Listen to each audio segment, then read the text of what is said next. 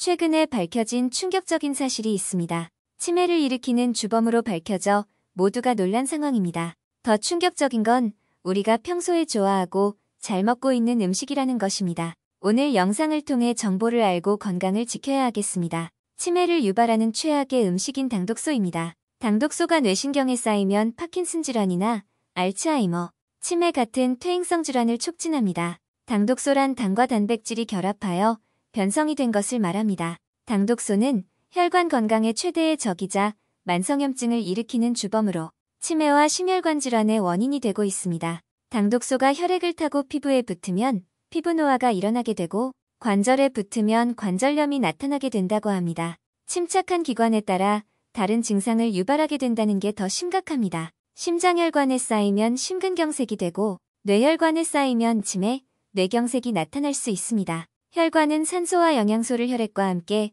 온몸으로 운반하는 통로입니다. 모든 순환의 근본이 되는 중요한 조직입니다. 그러므로 혈관에 독이 되는 당독소는 만병의 근원이라고 볼 수 있습니다. 뿐만 아니라 당뇨와도 깊은 연관성을 갖고 있습니다. 당독소는 우리 몸의 혈당 조절 역할을 하는 인슐린의 분비를 저하시켜서 혈당이 상승되고 심각한 경우 당뇨까지 발생시킵니다. 당뇨 환자는 더욱 조심해야 합니다. 당뇨합병증을 유발하기 때문입니다. 그렇기에 노년층 분들은 이 음식은 최대한 자제하시고 지금까지 몸에 쌓인 당독소를 빼내야 합니다. 먼저 당독소가 많은 음식부터 알아야 예방을 할 수 있겠죠. 1위부터 10위까지 알아보겠습니다. 당독소는 세로토닌 분비를 저해시키기 때문에 우울증 증상을 악화시킬 수 있습니다.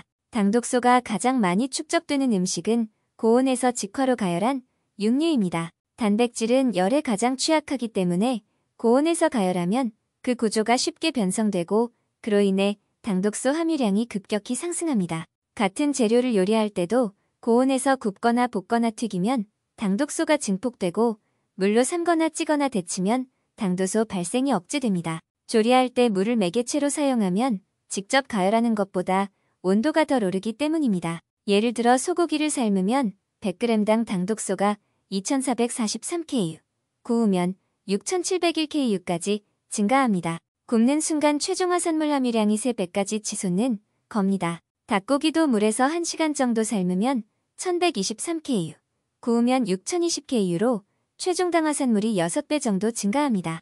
감자도 삶은 감자 100g의 당독소는 17Ku이지만 감자튀김은 1522Ku로 무려 100배까지 증가합니다. 뉴욕의 마운트 시나이 아이칸 의대에서 견과류, 오일류, 육류, 가금류, 어패류, 유제품, 곡류까지 총 549개의 식품에 대한 최종 당화산물, 즉 당독소 함유량을 조사한 자료를 참고하면 당독소 함유량 1위는 직화구이로 만든 닭다리의 껍질입니다. 당독소가 무려만 6668Ku로 어마무시한 양이 검출되었습니다. 2위는 베이컨이고 당독소 함유량은 11,905Ku, 3위는 물에 삶은 소시지로 1143Ku, 4위는 팬에 구운 닭다리 허벅지 부분의 껍질 부분이 1034Ku, 5위는 역시 닭다리인데 그 중에서도 닭다리의 아랫부분으로 구웠을 때 껍질 부위가 9897Ku입니다. 6위는 올리브유를 두른 프라이팬에서 튀긴 비프 스테이크로 당독소 함유량은 9052Ku, 7위는 빵가루를 입혀 오븐에 구운 닭가슴살로 8965Ku, 8위는 빵가루를 입힌 닭가슴살로 기름에 푹 담가 튀긴 치킨가스로 8750Ku입니다. 9위는 미국산 가공치즈로 8677Ku, 10위는 볶은 비프 스테이크로 8570Ku입니다. 이 음식들의 공통점이라고 하면 고온에서 가열하고 가공을 거친 가공식품이라는 것입니다. 식품을 통해 섭취되는 당독소의 약 10%가 장내로 흡수되며 그 가운데 33%가량이 48시간 이내에 신장을 통해 배출되나 나머지는 혈류에 의해 순환돼 여러 장기에 축적됩니다. 신장은 당독소 배출에 가장 중요한 역할을 하는 장기로 여기서 역과된 당독소의 일부는 세뇨관에서 분해되고 나머지는 배출되기 때문에 신장 질환을 겪는 환자는 당독소 배출 능력이 떨어져 체내 축적이 증가합니다. 체내에 과다하게 쌓인 당독소는 신장의 배설 기능에 유해한 영향을 미치기도 합니다. 식품 섭취로 인한 당독소의 체내 축적을 줄이려면 삶기, 찜, 저온 조리와 같은 방법을 이용하고 당독소 함량이 낮은 채소, 과일, 생선, 콩과 식물, 저지방 우유 등을 섭취하면서 직화구이, 튀김, 과당 가공음료 등을 피하는 것이 좋습니다. 당독소는 한 번 만들어지면 스스로 분해되지 않습니다. 체내에 축적된 후에는 신진대사에 따라 당독소가 쌓인 세포나 조직이 교체되지 않는 이상 제거할 수 없습니다. 그러므로 당독소가 애초에 쌓이지 않도록 관리하는 것이 최선입니다. 이러한 콜라겐 섬유에 당독소가 축적되면 원래의 탄력을 잃고 딱딱해집니다. 같은 원리로 혈관에 있는 콜라겐 섬유에 당독소가 쌓이면 혈관이 탄력을 잃고 딱딱해지면서 노화되는 것입니다. 당독소는 이렇게 결합 조직에 콜라겐 내 결합하기 때문에 각종 심혈관 질환과 만성질환의 주범이 됩니다. 이러한 당독소가 일으키는 만성질환에는 어떤 것들이 있는지 알아보겠습니다. 첫 번째는 치매입니다. 치매인 알츠하이머병은 기억력, 판단력, 언어 능력 등 인지 기능이 점점 약해지는 질환으로 베타아밀로이드라는 단백질이 과도하게 생성되어 뇌세포에 축적되면 뇌의 신경세포 기능이 떨어져 발생하게 됩니다. 그런데 이 베타아밀로이드 단백질에서 당독소가 발견되었다는 사실이 발표되었습니다. 뇌까지 쌓이는 당독소는 기억력 인지능력 장애까지 일으킵니다. 뇌에서 당독소가 쌓이는 과정은 다음과 같습니다. 뇌세포에 전달되었어야 할 당이 전달되지 못하고 뇌혈관 속에서 혈액 속의 지방, 단백질과 결합해 당독소로 변성되어 축적됩니다. 이 과정에서 산화나 염증 반응이 일어나면서 베타아밀로이드 반점이 생기면서 알츠하이머 병이 일어나게 됩니다. 이처럼 당독소는 인체 모든 곳에 영향을 미칠 수 있습니다. 두 번째는 백내장입니다. 시력이 빠르게 나빠진다면 당독소가 많이 쌓여 있을 수 있습니다. 망막 동맥까지 공격하기 때문입니다. 앞서 당독소는 결합된 조직이나 세포가 교체되지 않는 이상 없어지지 않는다고 했는데요. 우리 몸에는 평생 교체되지 않고 사용해야 하는 콜라겐이 있습니다. 바로 안구의 수정체를 구성하고 있는 크리스탈린이라는 단백질입니다. 이 단백질의 당독소가 축적되면 수정체가 혼탁해지면서 백내장이 생길 위험이 커지게 됩니다. 세 번째는 암입니다. 우리 몸에서는 매일 약 1조 개나 되는 세포가 죽고 새로운 세포가 생성됩니다. 새로운 세포는 DNA에 저장된 유전자 정보를 바탕으로 생성되는데 DNA에도 당독소가 쌓일 수 있습니다. 이렇게 DNA에 당독소가 쌓이게 되면 세포를 복제하는데 오류가 생기면서 암세포가 생겨날 확률이 높아집니다. 또한 당독소는 암세포가 전이하는 데도 영향을 주는 것으로 알려져 있습니다. 또한 당독소는 암세포가 전이하는 데도 영향을 주는 것으로 알려져 있습니다. 네 번째는 골다공증입니다. 당독소는 뼈 속의 콜라겐 섬유에 작용하여 변형성 관절이나 골다공증을 유발할 수 있습니다. 뼈의 콜라겐 섬유는 뼈 무게의 절반을 차지할 정도로 중요한데요. 뼈는 이 콜라겐 섬유를 기본으로 해서